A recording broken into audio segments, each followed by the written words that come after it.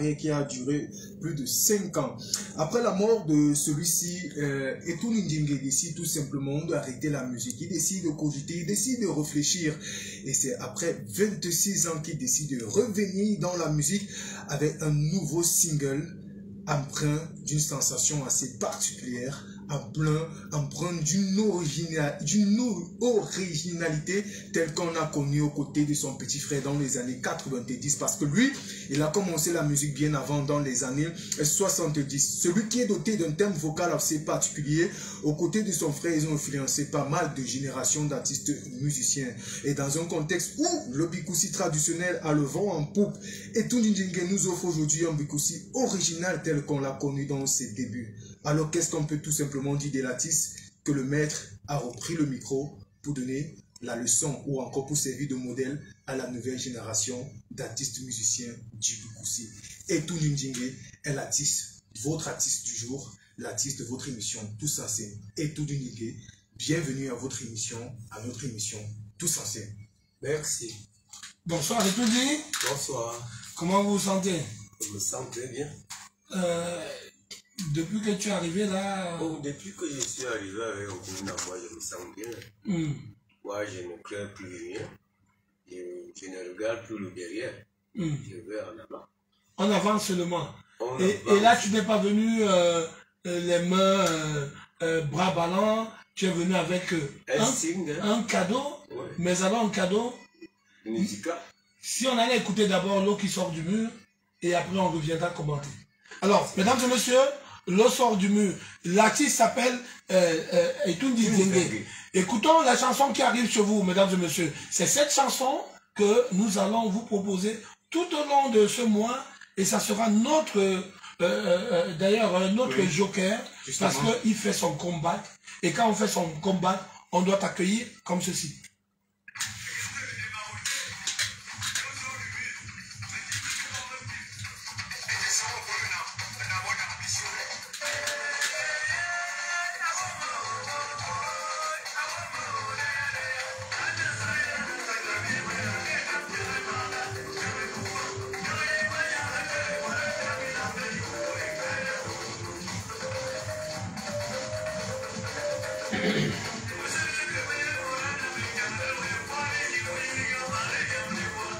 Comment le balafon est là dedans. La voix même, c'est la voix d'un vétéran.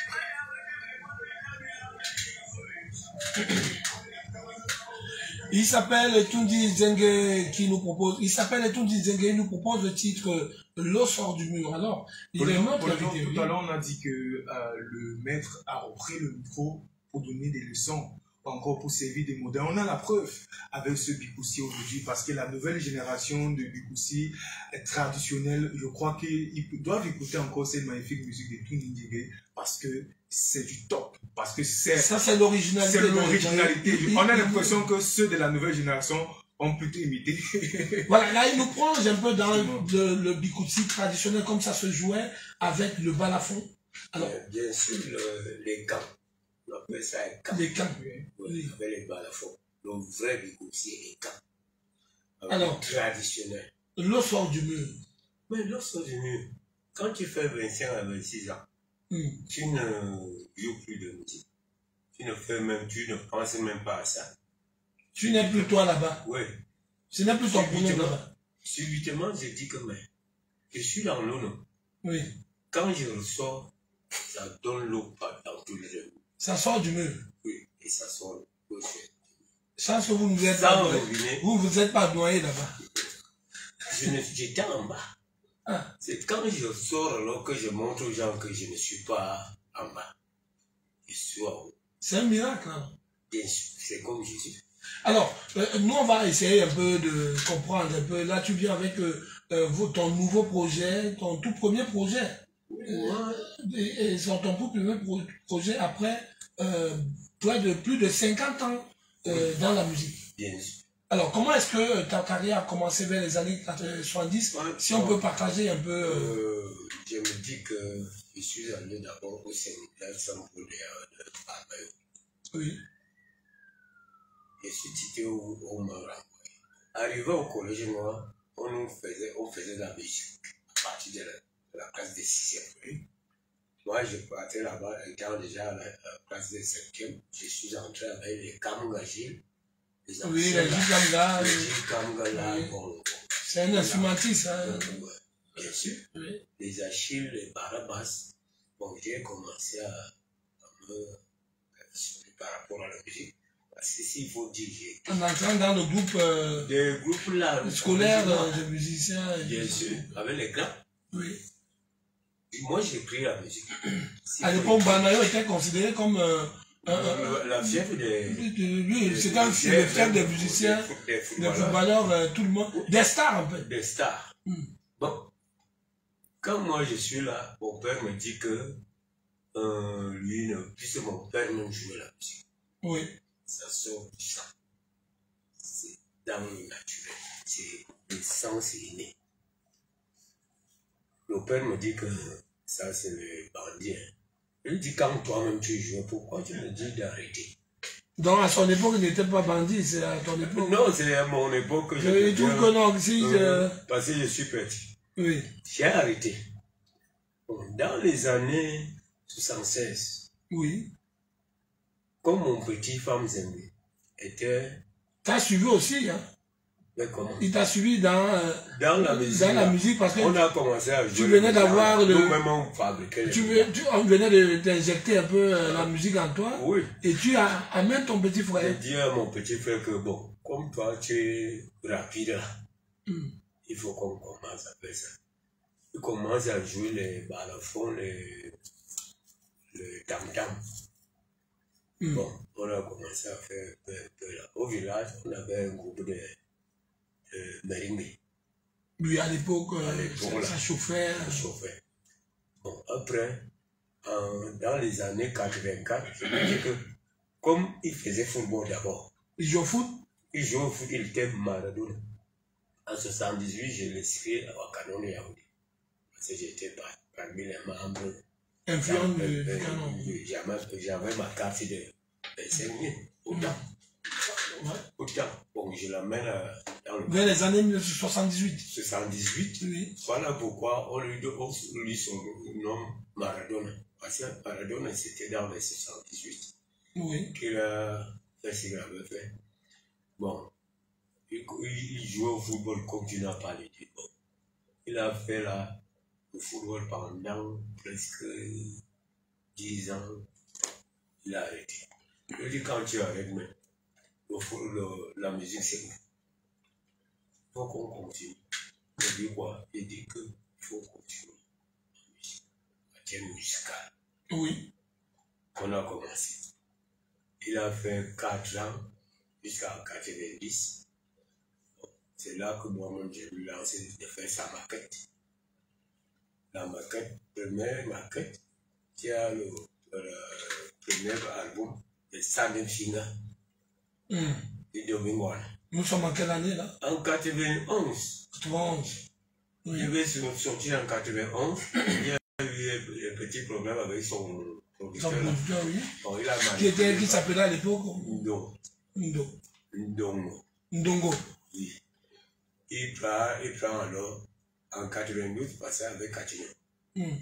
Katino, il sort au mois de 23 décembre 91. Il vient sortir au mois de en 92. Dans janvier. Ils sont alors sortis.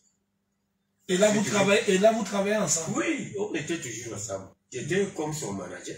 Moi, je m'occupais seulement que comment. Quand moi-même je préparais les morceaux, il les prenait. Tu l'accompagnais de temps en temps sur scène? Je dis que pendant tout ce temps, en 94 alors, je travaille monsieur à quoi Paulin. Qui devient un colonel. Puis, je lui dis que mon patron, c'est comment? Il avait l'agence au Coléa City. Il dit que j'ai mon petit, qui est musicien. Tu peux le produire. Bon. Il a un peu resté là, mais il a accepté. En 95, il lui sort. 95, 96, il sort Tournaboule. Voilà. Et après avoir il il avait déjà fait 4 albums. Il fait avec Désiré. Il fait avec l'autre.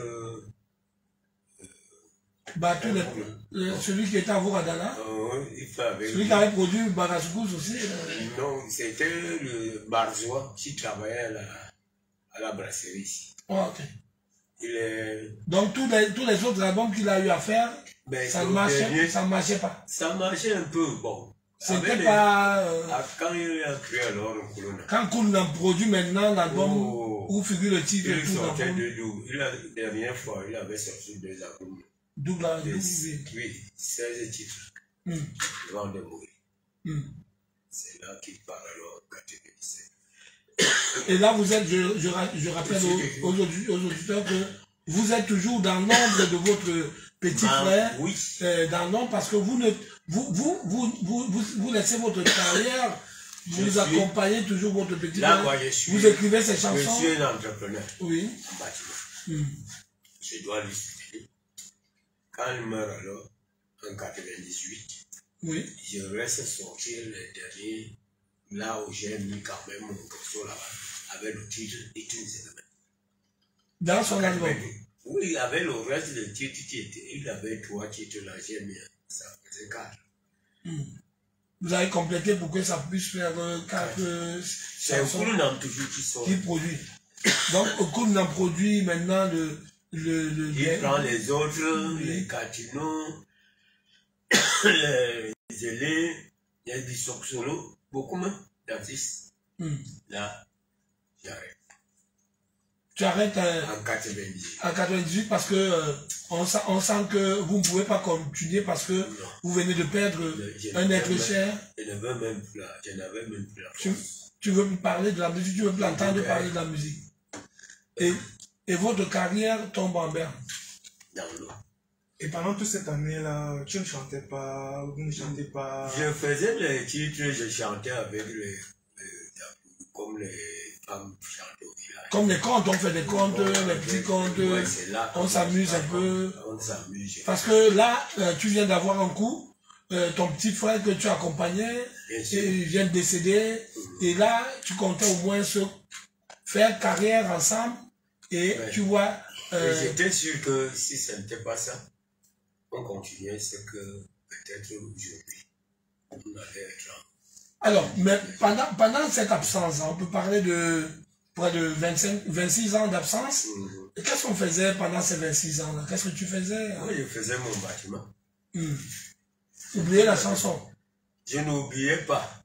Je chantais quand même avec les vieilles mamans et tout ça. Animer les fêtes, qu'on applaudit ça, qu'on claque là, animer partout. Et l'eau sort du mur. L'eau sort du mur. C'est un projet que vous avez préparé. Ça fait 10 ans que j'ai ça. Ça fait 10 ans que j'ai mon morceau. 10 ans. 10 ans. Pour ça, j'ai chanté là où je travaille, je commence à chanter. Et quand je décide que je vois que je dis que même, je reste même dans l'eau là, pourquoi? Il faut que tu sortes de l'eau. Il me dit que je dis que je suis dans l'eau. Puisque quelqu'un ne me voulait pas. Je veux rebondir pour que l'eau là, j'y arrive pas. Je pense que vous avez la preuve.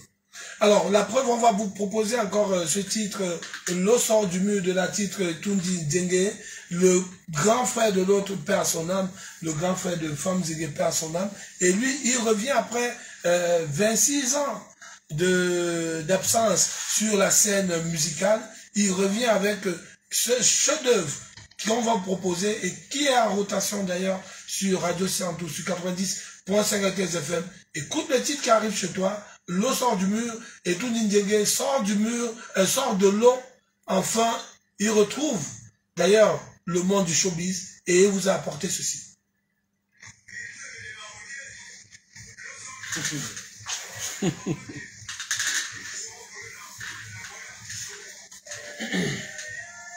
Bon, on va prendre le représentant de Koul Namos. Ok.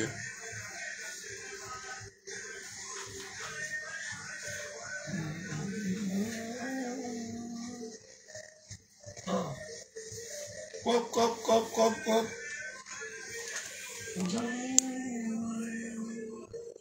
Ça a la sonorité ancienne. Hein, essaye de te connecter à caméra.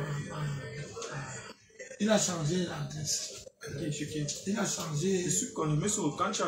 Non, tu ne peux pas te connecter. Il a changé le mot de passe. Je vais attendre, je t'envoie le mot de passe. Tu te connectes avec ça. Je suis avec il a changé le mot de passe. C'est que j'étais mieux quand on a fini de causer, non. Je suis entré là sans problème. Il a changé. La marque de ton téléphone, c'est quoi? Il m'a dit que je voulais même pas dire que c'est toi. Que celui qui voulait se connecter là sort de Yaoundé. Ah, le nouveau mot de passe. Il a c'est le mot de passe est compliqué. Je m'envoyais. Il parle du téléphone.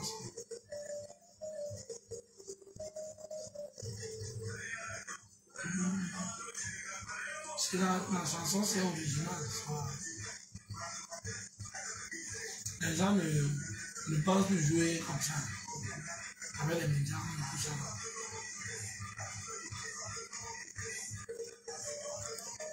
Je t'ai envoyé. On ne connecte pas avec. En dedans, le truc et toi là, c'est ça. C'est là dedans, l'étoile que tu as mis. Copie ça comme je t'ai envoyé. Tu copies. Non, ça va être demandé. Moi, j'ai copié. C'est pour ça que tu m'as dit que non, tu vois, bon, c'est compliqué.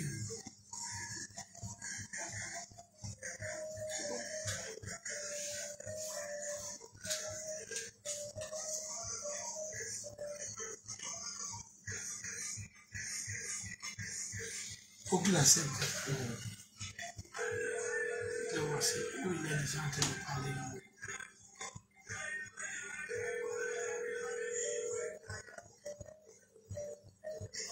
Là. Allô? Allô? Accepte le techno qui vient de... C'est le techno là, accepte ça. Le deuxième téléphone. Hein? Je suis ton patron. C'est toi mon boss, non? C'est mon boss de Panorama Papers.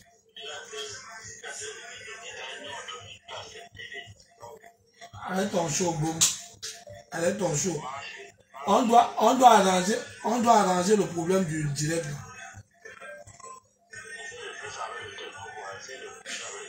Ça, il essaie un peu de coucher.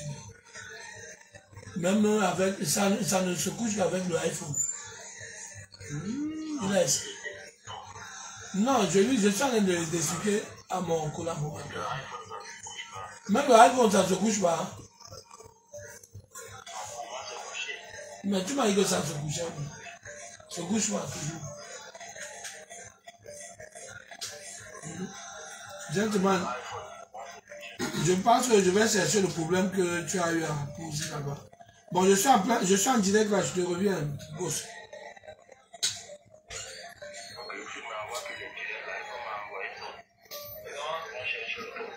On va t'envoyer le direct. Non, je n'envoie pas. On va faire le direct là après. Tu vois le truc qui dérange un peu là. Tout à l'heure, bon, tout à l'heure, s'il te plaît. Attends, moi je suis en train de dire. C'est bon, non? Oui, c'est bon. On l'appelle Etundi Nzenge, il nous revient comme ça là avec le titre Le sort du mur, produit par les établissements Nkulinam, les établissements Nkulinam basés du côté de la France. Alors, Etundi, quand toi-même tu écoutes ta chanson, tu te dis que c'est le grand retour. Moi, je dis que je suis à 120%. Et dans quelles conditions est liée la chanson? C'est le travail. Ah oui. S'il n'y a pas le travail, est-ce que ça peut sortir? Oui. Ça ne peut pas sortir. S'il n'y a pas le travail. Alors là, on retrouve quand même du bon balafon avec qui tu as eu à travailler. Avec le groupe, avec le studio, Fento avec Fento Solo. Avec son groupe. Oui, le groupe Fento Solo. Oui. Et avec le patron même Fento. Oui. Donc, c'est là que j'ai travaillé. Et c'est là que j'ai travaillé toujours. Alors là, dans ce studio, nous avons votre producteur qui est là. Et il représente des établissements Nkulinam basés du côté de la France. Alors, il va se présenter et peut-être nous dire qui il est. Bonsoir, monsieur. Bonsoir à vous tous. Bienvenue au Cameroun. Merci beaucoup, merci. Alors là, vous êtes le représentant de Nkulinam ou bien vous êtes le propriétaire de Nkulinam, ou de toutes les façons, décliner peut-être votre identité. Non, je m'appelle Lionel Lacroix, donc je suis manager général des éditions de Nkulinam. Donc c'est pas moi le fondateur, donc on a juste repris la structure. Il est l'éditeur. Exactement, donc là je suis là pour la promotion d'Etundi Nzenge. Donc c'est pour ça que je suis là au Cameroun, pour assurer sa promotion dans les médias. Alors, là, on sait que les établissements Nkulinam, c'est des établissements qui ont conduit, qui ont accompagné beaucoup d'artistes Bikuti. On peut parler, ils sont tellement nombreux, hein. Si je commence à citer aujourd'hui, il y a d'autres qui sont partis, il y a d'autres qui ne sont pas là. On sait que vous avez accompagné à l'époque Bisso Solo. On peut citer également Zélé le Bombardier, on peut citer Opik Zolo, on peut citer Katino. Tout le secteur du pédalé à l'époque là, je pense que c'était Nkulinam. Monsieur Nzenge était encore dans son vrai show là. Avec le pédalé à l'époque. Moi j'ai dit que j'étais à côté. Voilà. Et on sait que vous avez œuvré beaucoup pour la production au Cameroun. Aujourd'hui, on peut se dire que la production, ça ne donne plus rien. Qu'est-ce qui vous motive à revenir dans cette production-là et prendre en charge le projet d'Etundi Nzenge? Enfin, moi, ce qui me motive à revenir là-dedans, donc c'est parce que c'est une entreprise familiale. Donc moi, comme je suis son seul fils, donc je me suis dit pourquoi pas reprendre ça. Et Etundi, on travaille avec lui parce que je le connais depuis l'enfance. Oui. Donc c'est lui qui nous a sollicité par rapport pour qu'on le produise. Mais je ne savais pas qu'il chantait comme il chante là, en fait. Donc c'est pour ça que je dis, pourquoi pas. mais aujourd'hui, quand même, avec un peu de recul au niveau de la production que vous avez eue, est-ce que c'est pas un grand risque que vous prenez quand vous revenez comme cela avec les conditions actuelles? On sait qu'il y a le streaming, il y a le digital aujourd'hui. Est-ce que le producteur aujourd'hui, forcément, c'est pas les CD qu'on va vendre? Est-ce que... Enfin, après, le marché du disque camerounais, comme vous le savez, il est très compliqué. Déjà que les CD ne se vendent pas, donc on essaie de comment je peux dire, de s'aligner à ce qui se fait aujourd'hui. Donc, on passe beaucoup par les sites de téléchargement légaux. Oui. Il y a aussi les vues sur YouTube où on est payé. Sur Facebook aussi, quand on met ses vidéos, on est payé. Là, je fais un direct, là, on est payé. Donc, tous les moyens sont bons pour récupérer ce qu'on a misé, en fait. D'accord, vous avez dit, vous avez repris l'entreprise familiale avant de savoir avant de savoir si Etundia est l'un de vos premiers produits, mais vous n'avez pas écouté avant, vous ne savez pas qui chantait, c'est vous qui l'avez dit. Non. Mais qu'est-ce qui vous a alors motivé à le choisir, à vous engager, à l'aveugle? Non, parce que je l'ai écouté faire son acapella et ça m'a plu, en fait, simplement, ça m'a convaincu comme ça. m'a convaincu comme ça. Alors, il y a forcément un grand déploiement qui est prévu pour la promotion de ce single. Est-ce que on peut essayer de connaître un peu, le clip est déjà là? Le clip est déjà en ligne, il passe sur plusieurs chaînes. Ça fait peut-être 3 semaines qu'on a fait le clip. Et après le clip, on a engagé les tours médias. Enfin, ouais.